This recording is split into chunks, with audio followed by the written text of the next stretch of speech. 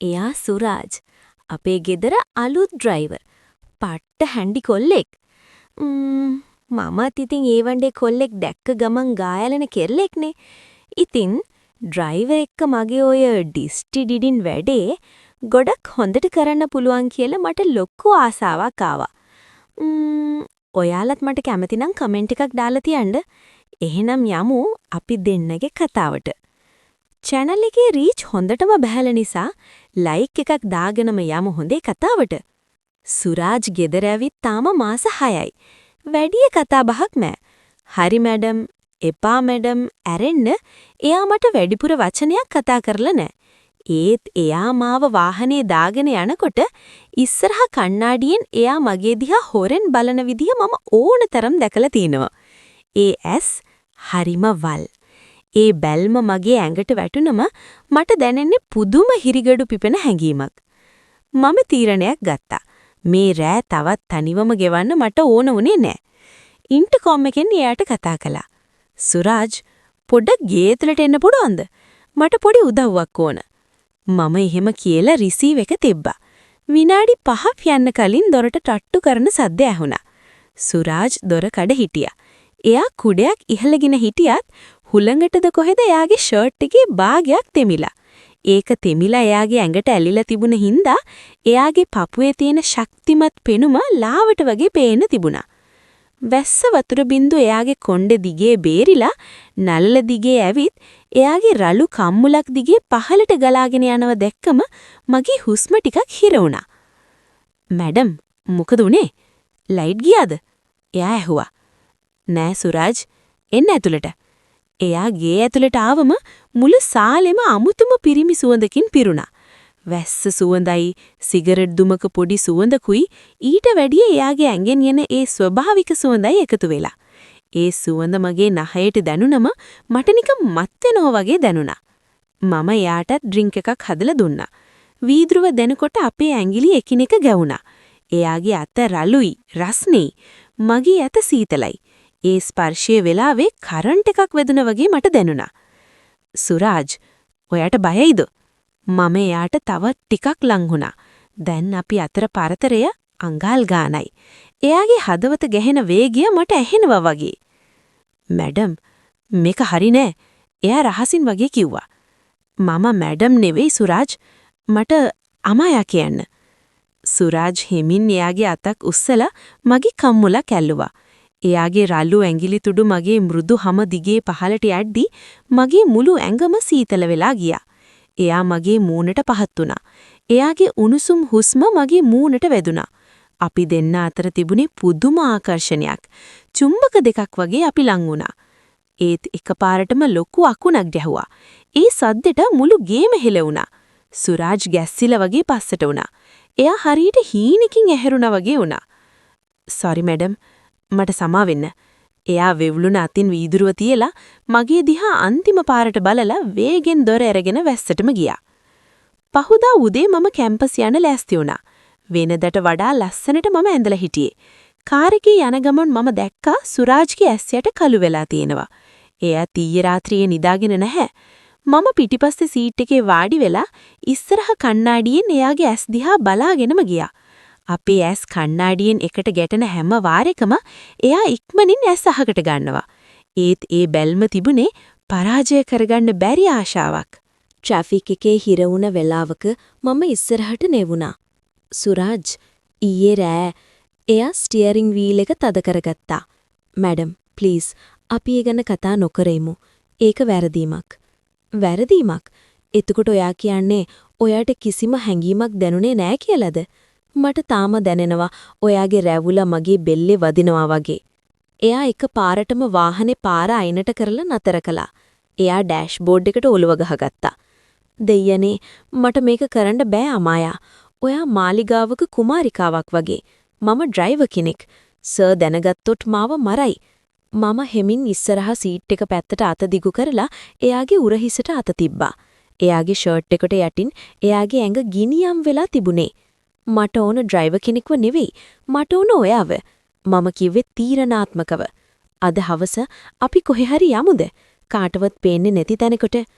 සුරාජ් කණ්ණාඩියෙන් මගේ ඇස් දිහා බැලුවා. ඒ ඇස්වල තිබුණේ යටපත් කරගත්ත මහා හැඟීම් ගොඩක්. එයා හෙමින් ඔළුව වැනුවා. හවස අපි ගියේ පාළු පාරක් දිගේ. වටේම රබර් වතු. අඳුරු වැටීගෙන එන වෙලාව. පරිසරය හරීම සීතලයි. සුරාජ් වාහනේ අඳුරු තැනක නතර කළා. එන්ජින් එක ඔෆ් කරපු ගමන් මුළු පරිසරයම මීයට පිම්බා වගේ නිශ්ශබ්ද වුණා. ඉස්සරහට එන්න බැරිද? එයා ඇහුවා. ඒක ඉල්ලීමක් නෙවෙයි, ආරාධනාවක්. මම සීට් දෙක වැද්දෙන් ඉස්සරහට නැවුණා. මගේ මූණ එයාගේ මූණට අඟල් ගානක් ළඟට ගියා. එයාගේ අතක් ඇවිත් මගේ බෙල්ල වටේ එතුණා. මේ පාර එයා පස්සට ගියේ නෑ. එයාගේ ඇස්වල තිබුණේ ආදරයත් රාගයත් මුසු වුණු පුදුම බැල්මක්. මම දන්නේ මේක කොහෙන් ඉවර වෙයිද කියලා. එයා මිමිනුවා. හෙට ගැන හිතන් දෙපා.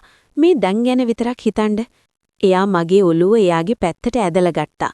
අපේ තොල් එකිනෙක ගැවෙද්දි මගේ මුළු ලෝකෙම නතර වුණා වගේ දැනුණා. ඒ හාදුව රළුයි. ඒ වගේම ආදරණීයයි. වාහනේ ඇතුලේ AC එක දාලා තිබුණත් අපි දෙන්න දාඩිය දාලා තිබුණා. එයාගේ අත් මගේ කොණ්ඩේ අතරින් යද්දි මට දැනුනේ මම මෙච්චරකල් හෙව්වේ මේ ආරක්ෂාව නේද කියලා. අපි වචනයක්වත් කතා කළේ නෑ. ඒත් අපේ හුස්ම වැටෙන රිද්මය එන්නෙන්නම වේගවත් වුණා. කාටවත්ම නොපෙනෙන අඳුරු රබර් කැලාවක් මැද අපි අපේම ලෝකෙක තනි වුණා. පහුදා හවස අම්මයි තාත්තයි ආපහු ආවා. ගෙදර ආයෙත් පරණ රිදිහටම කාර්යබහුල වුණා. සුරාජ් අම්මලගේ බෑග් ටික උස්සගෙන ගෙදර ඇතුළට එනවා මම උඩ ටට්ටුවේ ඉඳන් බලාගෙන හිටියා. තාත්තා එයාට අන දෙන විදිහ එයා yes කියලා ඔළුව නමන විදිහ දැක්කිද්දි මගේ හිතට ආවේ පුදුම කේන්තියක් වගේම ආදරයක්. එයා බෑග් ටික තියලා යන්න හැරෙනකොටම එකපාරටම උඩ බැලුවා.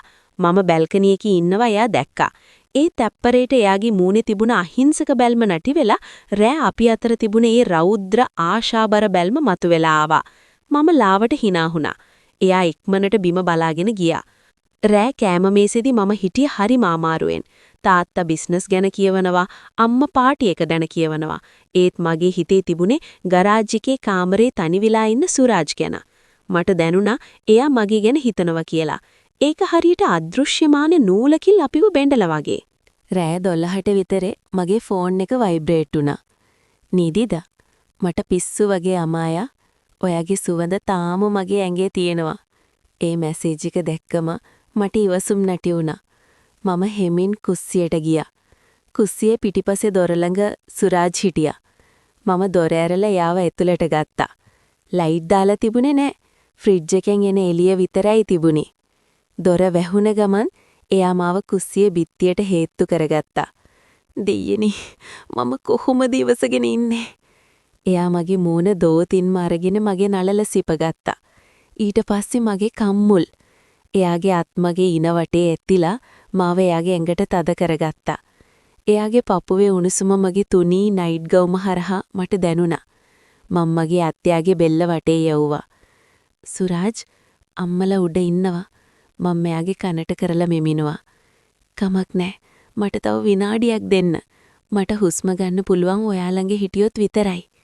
එයාගේ වචන මගේ හදවත පසාරු කරගෙන ගියා. මේක නිකම්ම ආශාවක් නෙවෙයි. මේක ඊට වඩා ගැඹුරු බැඳීමක්. අපි දෙන්න අඳුරේ එකිනෙකාට තුරුල් වෙලා හිටියා.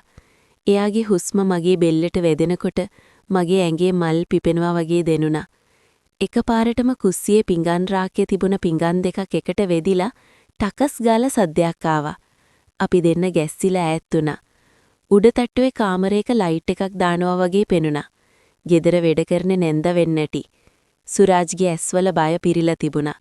යන්න, ඉක්මනට යන්න නෙඩම්. එයා මාව පඩිපෙළ පැත්තට තල්ලු කළා. අපි හෙට හම්බෙමු. මම පඩිපෙළ නගින ගමන් ආපහු හැරිලා බැලුවා. සුරාජ් අඳුරේ හිටගෙන මගේ දිහා බලාගෙන හිටියා. එයාගේ පපුව වේගෙන් ගැහෙනවා මට ඒ අඳුරෙත් පෙනුණා. කාමරේට ඇවිත් දොර වහගත්තට පස්සේ මට දැනුනේ පුදුම හිස්කමක්. ඒ වගේම ඊළඟට වෙන්නේ මොකක්ද චීන ත්‍රාසය. හෙට උදේට මම ආයේ මැඩම් වෙන්න ඕනේ. එයා ඩ්‍රයිවර් වෙන්න ඕනේ. ඒත් මේ ගේ ඇතුලේ බිත්ති විතරක් දන්න රහසක් දැන් අපි අතර තියෙනවා. මම ඇඳට වැටිලා සීලිම දිහා බලාගෙන හිටියා. මේ ආදරේ ගින්දරක්. එක්ක අපි දෙන්නම මේකෙන් පිච්චිලා යයි. එහෙම නැත්තම් මුළු ලෝකෙම අපිව නවත්තන්න හදයි. ඒ මොනවා වුණත් මම දැන් පස්සට යන්නේ නැහැ. මම ෆෝන් එක අරන් අන්තිම මැසේජ් එක ගෙහුවා. Good night Suraj. හිනෙන් එන්න.